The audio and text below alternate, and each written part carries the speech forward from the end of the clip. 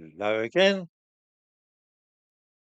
The Crimean War of the 1850s, the conflict which featured the charge of the Light Brigade, gave us the name of two items of clothing, namely the cardigan and the balaclava helmet. 50 or 60 years ago, balaclavas were thought of in this country as something which sissies wore. Schoolboys with over-anxious mothers would insist that their little darlings wore the woolly garment over their ears and necks to ensure they didn't catch cold.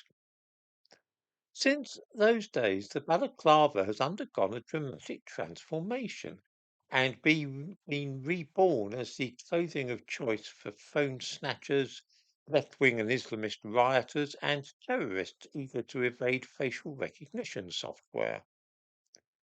Winters are, of course, considerably milder than was once the case in Britain, so it is rare for anybody in this country actually to need ski masks or balaclava helmets to protect them from frosty weather.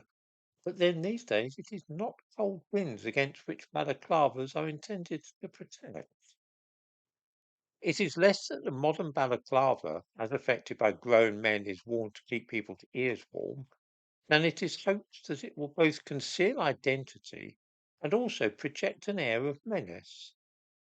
This is because the function of the modern incarnation of the balaclava helmet is specifically designed to cover the lower half of the face, rather in the fashion of the neckerchief tied across the mouth and nose that one sees in old westerns when a bank robber is trying to disguise himself. We see it now on political marches where there is a risk of disorder or the possibility of the police wishing to identify individuals later from photographs.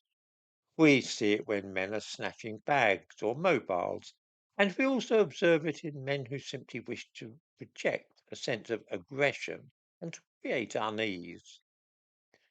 Clothing manufacturers recognize this and are cashing in on it.